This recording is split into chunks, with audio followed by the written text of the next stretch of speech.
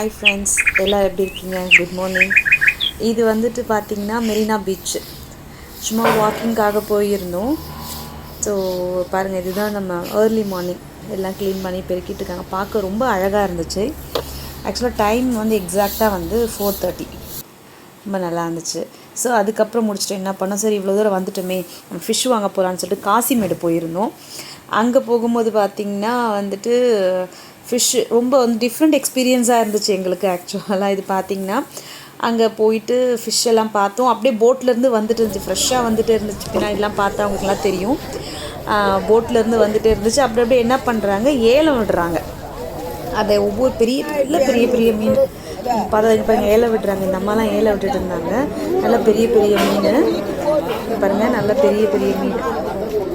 So பாருங்கள், இவ்வளோ பெருசாக இருக்குது பாருங்கள். வஞ்சரம்னு சொன்னாங்க. இதெல்லாம் இந்த ஃபிஷ்ஷும் வஞ்சரம் தான்.